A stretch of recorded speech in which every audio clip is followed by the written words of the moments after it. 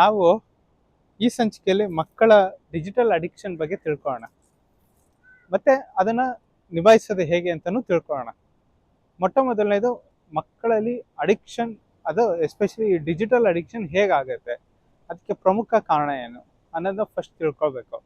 ಈಗ ಮಕ್ಕಳುಗೆ ಒಂದಷ್ಟು ಇಶ್ಯೂ ಕಾಣಿಸ್ತಾ, ಉದಾಹರಣೆಗೆ ಮಗು ಅಳ್ತಾ ಇರುತ್ತೆ, ಅದಕ್ಕೇನು ತನ್ನ ಪೇರೆಂಟ್ಸ್ ತನ್ನ ಹತ್ರ ಕಾಲ ಕಳಿಬೇಕು ಅನ್ನೋದು ಇರುತ್ತೆ. ಪೇರೆಂಟ್ಸು ಅವ್ರ ಕೆಲಸದಲ್ಲಿ ಬ್ಯುಸಿಯಾಗಿರ್ತಾರೆ, ಅಂದರೆ ಬೇಸಿಕ್ ರಿಕ್ವೈರ್ಮೆಂಟ್ ಇರುತ್ತಲ್ವಾ. ಸೊ ಆ ಬ್ಯುಸಿಲಿ ಏನು ಮಾಡ್ತಾರೆ, ಅವರು ಮಗುಗೆ ಟಿ ವಿಲಿ ಕಾರ್ಟೂನ್ ಹಾಕೊಡೋಂಥದ್ದು, ಅಥವಾ ಮಕ್ಕಳುಗಳಿಗೆ ಮೊಬೈಲ್ ಕೊಡಿಸಿ ಅದರಲ್ಲಿ ಕಾರ್ಟೂನ್ ಹಾಕೊಡೋದು, ಅಥವಾ ಇನ್ನೇನೋ ಒಂದು ಗೇಮ್ ಹಾಕೊಡೋದು, ಹೀಗೆ ಮಾಡ್ತಾರೆ. ಆಗ ಮಗು ಸೈಲೆಂಟ್ ಆಗುತ್ತೆ. ಯಾಕೆ? ಆಗ ಪೇರೆಂಟ್ಸ್ಗಳಿಗೆ ಅದು ಸಮಸ್ಯೆ ಇರೋದಿಲ್ಲ. ಈಗ ಪೇರೆಂಟ್ಸ್ಗಳಿಗೆ ಟೈಮ್ ಇರುತ್ತೆ, ಮಗು ಜೊತೆ ಕಾಲ ಕಳಿಬೇಕು ಅಂತ ಇರುತ್ತೆ, ಆದರೆ ಮಕ್ಕಳುಗಳು ಇನ್ನೂ ಹಠ ಮಾಡ್ತಾ ಇರ್ತಾರೆ.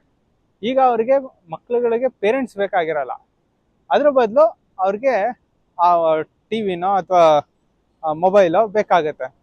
ಯಾಕೆಂತಂದರೆ ಅವರು ಅದಕ್ಕಾಗಲೇ ಒಕ್ಕೊಬಿಟ್ಟಿರ್ತಾರಲ್ಲ. ಇಲ್ಲಿ ನೋಡಿ, ಮಗುಗೆ ಫಸ್ಟ್ ಪ್ರಾಬ್ಲಮ್ ಏನೋ ಅಳೋದು, ಅಳೋದಕ್ಕೆ ಕಾರಣ ಪೇರೆಂಟ್ಸ್ ಇತ್ತು. ಈಗಲೂ ಮಗು ಅಳ್ತಾ ಇದೆ, ಅದಕ್ಕೆ ಕಾರಣ ಏನಂತಂದರೆ ಅದಕ್ಕೆ ಟಿ ವಿನೋ ಅಥವಾ ಮೊಬೈಲೋ ತುಂಬ ಇಂಟ್ರೆಸ್ಟಿಂಗ್ ಆಗಿರುತ್ತೆ. So first cause of the problem ಬೇರೆ ಇರುತ್ತೆ, ಆ ಸಸ್ಟೈನಿಂಗ್ ಆಫ್ ದಿ ಪ್ರಾಬ್ಲಮ್ ಬೇರೆ ಇರುತ್ತೆ. ಸೊ ಈ ಎರಡೂ ಅಂಶಗಳನ್ನ ನಾವು ತಿಳ್ಕೊಳ್ಳೋದು ತುಂಬ ಇಂಪಾರ್ಟೆಂಟ್ ಆಗುತ್ತೆ. ಇದಾದ್ಮೇಲೆ ನೆಕ್ಸ್ಟ್, ಮಕ್ಕಳಲ್ಲಿ ಈ ಅಡಿಕ್ಷನ್ ಆಗಿದೆ ಅನ್ನೋದು ಹೆಂಗೆ ಗೊತ್ತಾಗತ್ತೆ? ಒಂದು, ಈ ಅಳದು ಅಂದರೆ ಹಠ ಮಾಡೋದು ಅಂಥದ್ದು ಶುರು ಆಗಿರುತ್ತೆ. ನೆಕ್ಸ್ಟು ಅವರಲ್ಲಿ ಅಕಾಡೆಮಿಕಲಿ ಅವ್ರಿಗೆ ಸ್ವಲ್ಪ ಇಶ್ಯೂಸ್ಗಳು ಶುರು ಆಗಿರುತ್ತೆ. ಮತ್ತು ಅವರು ಸೋಷಿಯಲಿ ಅವರು ಹೊಂದ್ಕೊಳ್ಳೋದು ತುಂಬ ಸಮಸ್ಯೆಗೆ ಆಗ್ತಾ ಇರುತ್ತೆ ಅವ್ರಿಗೆ. ಯಾಕೆಂದರೆ ನೀವು ಎಲ್ಲ ಚಿಕ್ಕದ್ರಲ್ಲಿದ್ದಾಗ ನಾವೇನಾದ್ರು ಆಟ ಆಡ್ಬೇಕಾದ್ರೆ ಏನಾದ್ರು ಬಿದ್ದರೆ ನಮ್ಮ ಪೇರೆಂಟ್ಸು ನಮಗೆ ಪುನಃ ವಾಪಸ್ ಬೈತಿದ್ರು, ಇಲ್ಲ ಹೊಡಿತಿದ್ರು, ಯಾಕೆ ಬಿದ್ದೆ ಅಂತೇಳಿ ಅಂತ. ಆದರೆ ಈಗ ಮಕ್ಕಳುಗಳು ತುಂಬ ಸೂಕ್ಷ್ಮವಾಗಿದ್ದಾರೆ, ಸಣ್ಣ ವಿಚಾರಗಳನ್ನು ಕೂಡ ಅವ್ರಿಗೆ ತುಂಬ ದೊಡ್ಡದಾಗಿ ಕಾಣಿಸುತ್ತೆ. ಹಾಗೇನೆ ಅವ್ರಿಗೆ ಏನಾಗಬೇಕು ಅಂತಂದರೆ, ಮಕ್ಕಳುಗಳ ಜೊತೆ ಆಟ ಆಡ್ಬೇಕಾದ್ರೆ ಒಂದು ಸಣ್ಣ ಪುಟ್ಟ ಜಗಳಗಳಾಗ್ತದೆ, ಅವುಗಳನ್ನು ಕೂಡ ಅವರು ಸಹಿಸ್ಕೊಳಕ್ ಆಗದೇ ಇರೋಂಥದ್ದು. ಸೊ ಬೇಸಿಕಲಿ ಸಮಾಜದ ಜೊತೆ ಬೆರೆಯೋದಕ್ಕೆ ಅವ್ರಿಗೆ ತುಂಬ ಹಿಂಸೆ ಆಗ್ತಾ ಇರುತ್ತೆ. ಹಾಗಾಗಿ ಅವರು ಆದಷ್ಟು ಮೊಬೈಲು ಅಥವಾ ಟಿ ವಿಲಿ ಅಥವಾ ಇಂಟರ್ನೆಟಲ್ಲಿ, ಕಂಪ್ಯೂಟ್ರಲ್ಲಿ, ಲ್ಯಾಪ್ಟಾಪಲ್ಲಿ ಇರೋದಕ್ಕೆ ಜಾಸ್ತಿ ಇಷ್ಟಪಡ್ತಾರೆ. ಹಾಗೇನೆ ಅವರಲ್ಲಿ ಕೋಪ ಅನ್ನೋದು ಜಾಸ್ತಿ ಆಗ್ತಾ ಹೋಗುತ್ತೆ. ಹೇಗೆ ಅಂದರೆ, ಈ ಸಾಮಾನ್ಯವಾಗಿ ಬರುವಂಥ ಕೋಪಕ್ಕೂ ಮತ್ತು ಮೊಬೈಲಲ್ಲಿ ಗೇಮ್ಸ್ ಆಡ್ತಾ ಅಥವಾ ಮೊಬೈಲ್ನ ನೋಡ್ತಿದ್ದಾಗ ಅವರಲ್ಲಿ ಮೊದಲಲ್ಲಿ ಆ ಕ್ರೌರ್ಯತೆ ಅಂಶಗಳು ಜಾಸ್ತಿ ಆಗ್ತಾ ಹೋಗುತ್ತೆ. ಸೊ ಹಾಗಾಗಿ ನೀವು ಒಂದು ಕ್ಷಣ ಅವರಿಂದ ಕಿತ್ಕೊಳ್ಳೋಕೆ ಟ್ರೈ ಮಾಡಿದ್ರು ಕೂಡ ಅವ್ರಿಗೆ ತುಂಬ ಬರ್ಸ್ಔಟ್ ಆಗಿಬಿಡ್ತಾರೆ. ಹಾಗೆ ಐಸೋಲೇಟ್ ಆಗಬೇಕು ಅಂತ ಅವ್ರು ಯಾವಾಗಲೂ ಇಷ್ಟಪಡ್ತಾರೆ. ಸೊ ಇದಿಷ್ಟು ಅವರಲ್ಲಿ ಕಾಣಿಸೋವಂಥ ಅಂಶಗಳು. ಹಾಗಾದರೆ ಇದನ್ನು ನಿಭಾಯಿಸೋದು ಹೇಗೆ ನೋಡಿ? ನಿಭಾಯಿಸೋದು ಒಂದು ಹಂತದ ಮಟ್ಟದಲ್ಲಿದ್ದಾಗ ಅದನ್ನು ನೀವೇ ಅದನ್ನು ಹೇಗಾದರೂ ನಿಭಾಯಿಸ್ಬೋದು. ಇಲ್ಲ ಅಂತ ಮೀರಿದೆ ಅಂತ ಅಂದಾಗ ನಿಮಗೆ ಮೆಂಟಲ್ ಹೆಲ್ತ್ ಪ್ರೊಫೆಷನಲ್ನ ಅವಶ್ಯಕತೆ ಇರುತ್ತೆ. ಸೊ ಮೆಂಟಲ್ ಹೆಲ್ತ್ ಪ್ರೊಫೆಷನಲ್ ಹತ್ರ ಹೋಗೋದೇನೋ ತಪ್ಪು, ನನ್ನ ಮಕ್ಕಳಿಗೆ ಏನೋ ಆಗ್ಬಿಟ್ಟಿದೆ ಅಂತ ಅಲ್ಲ. ಪ್ರಪಂಚದಲ್ಲಿರೋ ಪ್ರತಿಯೊಬ್ಬ ಮನುಷ್ಯನಿಗೂ ಕೂಡ ಒಂದಲ್ಲ ಒಂದು ರೀತಿ ಮನಸ್ಸಿಗೆ ಸಂಬಂಧಿಸಿದಂತೆ ಏನೋ ಒಂದು ಸಮಸ್ಯೆ ಇದ್ದೇ ಇರುತ್ತೆ. ಯಾರು ಅದನ್ನು ನಿಭಾಯಿಸ್ಕೊ ಹೋಗ್ತಾ ಇರ್ತಾರೋ ಅವ್ರಿಗಾಗತ್ತೆ, ಆಗದೆ ಇದ್ದವ್ರಿಗೆ ಅದರ ಸಹಾಯ ಬೇಕಾಗಿರುತ್ತೆ. ಹಾಗಾದರೆ ನಾವು ಮನೆಯಲ್ಲಿ ಏನು ಮಾಡ್ಬೋದು, ಆ್ಯಸ್ ಎ ಪೇರೆಂಟ್ ನೀವು ಏನು ಮಾಡ್ಬೋದು ಅನ್ನೋದ್ರ ಬಗ್ಗೆ ಒಂದಿಷ್ಟು ವಿಚಾರಗಳಿದೆ.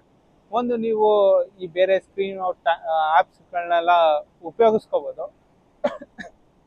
ಕಂಟ್ರೋಲಿಂಗ್ ಎಲ್ಲ ಮಾಡೋದಕ್ಕೆ ಅದನ್ನೆಲ್ಲ ಕೂಡ ಉಪಯೋಗಿಸ್ಕೋಬೋದು. ಸೊ ಅದ್ರ ಜೊತೆಗೆ ಮೊಟ್ಟ ಮೊದಲನೇದು, ಆ್ಯಸ್ ಅ ಪೇರೆಂಟು ನಾವು ಮಕ್ಕಳುಗಳ ಜೊತೆ ಎಷ್ಟು ಮಟ್ಟಿಗೆ ನಾವು ಟೈಮ್ ಕೊಡ್ತಾ ಇದ್ದೀವಿ, ಕಾಲ ಕಳೀತಿದ್ದೀವಿ ಅನ್ನೋದ್ರ ಬಗ್ಗೆ ನಾವು ತುಂಬ ಇಂಪಾರ್ಟೆಂಟ್ ವಿಚಾರ. ನಮ್ಮದೊಂದು ವಿಡಿಯೋ ಇದೆ ಪೇರೆಂಟಿಂಗ್ ಬಗ್ಗೆ, ನೀವು ಅದರಲ್ಲಿ ಅದನ್ನು ಕೂಡ ನೋಡ್ಬೋದು. ಅದರಲ್ಲಿರೋಂಥ ಅಂಶಗಳನ್ನು ಕೂಡ ಇದರಲ್ಲಿ ನೀವು ಅಳವಡಿಸ್ಕೋಬೇಕು. ಸಮಯ ಕಳೆಯೋದು ಅಂತಂದರೆ ಎಲ್ಲೋ ಹೊರಗಡೆ ಕರ್ಕೋಗಿ ಏನೋ ತಿಂಡಿ ಕೊಡ್ಸೋದಂತಲ್ಲ, ಅವ್ರಗಳ ಜೊತೆ ನೀವು ಎಷ್ಟು ಭಾವನಾತ್ಮಕವಾಗಿ ಅವ್ರಗಳ ಜೊತೆ ಬೆರೀತೀರಾ ಈ ಅಕಾಡೆಮಿಕ್ಸ್ನ ರಿವ್ಯೂ ಮಾಡೋದು ಬಿಟ್ಟು ಎಷ್ಟು ಬೆರಿತೀರಾ ಅನ್ನೋದು ತುಂಬ ಇಂಪಾರ್ಟೆಂಟ್ ಆಗುತ್ತೆ. ಸೊ ಇದು ಟೈಮ್ ಗಿವಿಂಗ್. ಎರಡನೇದು, ಮಕ್ಕಳುಗಳನ್ನ ಸಮಾಜದಲ್ಲಿ ಬೆರೆಸೋವಂಥ ಕೆಲಸಗಳನ್ನ ಮಾಡಬೇಕು. ಇದು ಏಕಾಏಕಿ ಒಂದೇ ಸರಿ ಆಗೋದಿಲ್ಲ. ಸಣ್ಣ ಪುಟ್ಟ ವಿಚಾರಗಳಿಂದ ಅವ್ರುಗಳಿಗೆ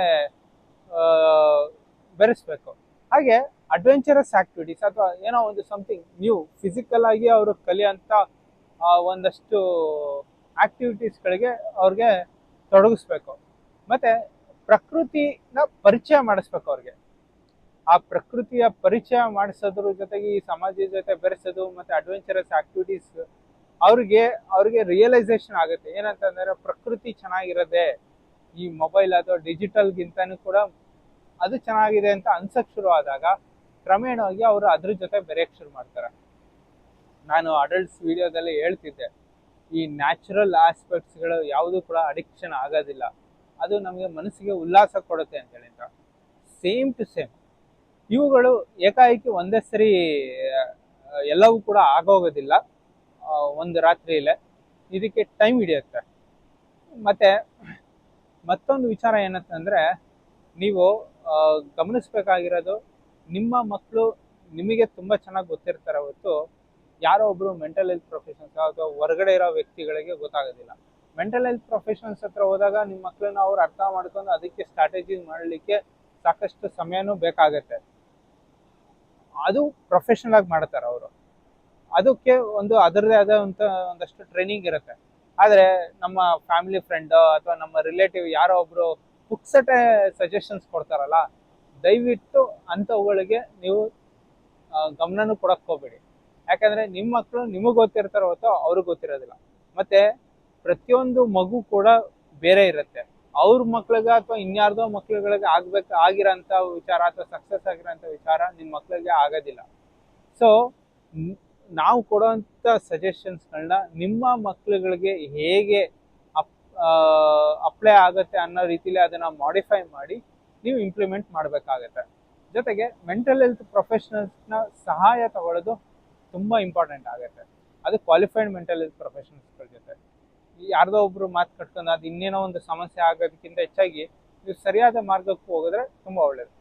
ಮೆಂಟಲ್ ಹೆಲ್ತ್ ಪ್ರೊಫೆಷನಲ್ಸ್ ಹತ್ರ ಹೋಗಿದ ತಕ್ಷಣ ನಿಮ್ಮ ಮಕ್ಳಿಗೆ ಅಥವಾ ನಿಮ್ಮ ಮಕ್ಳುಗಳಿಗೆ ಏನೋ ಸಮಸ್ಯೆ ಆಗ್ಬಿಟ್ಟಿದೆ, ಅವ್ರಿಗೇನೋ ಮಾನಸಿಕ ಕಾಯಿಲೆ ಇದೆ ಅಂತಲ್ಲ, ಗಮನ ಇರಲಿ. ಪ್ರತಿಯೊಬ್ಬರು ಒಂದಲ್ಲ ಒಂದು ರೀತಿಲಿ ಸಹಾಯ ಪಡ್ಕೋಬೋದು. ಅರ್ಥ ಆಯ್ತಾ? ಸೊ ಇದರೊಂದಿಗೆ ನಾನು ಈ ಮಕ್ಕಳ ಡಿಜಿಟಲ್ ಅಡಿಕ್ಷನ್ ವಿಚಾರವಾಗಿ ಮತ್ತು ಅದರ ಕೋಪಿಂಗ್ ಮೆಕ್ಯಾನಿಸಮ್ಸ್ ಬಗ್ಗೆ ನಿಮ್ಗೆ ಒಂದಷ್ಟು ವಿಚಾರ ತಿಳಿಸ್ಕೊಟ್ಟಿದ್ದೀನಿ. ನಿಮ್ಗೆ ಇನ್ನೂ ಏನಾದ್ರು ಬೇಕು ಅಂದರೆ ನೀವು ಯಾವಾಗಲೂ ಕೂಡ ನಮ್ಮನ್ನು ಕಾಂಟ್ಯಾಕ್ಟ್ ಮಾಡ್ಬೋದು. ಧನ್ಯವಾದಗಳು.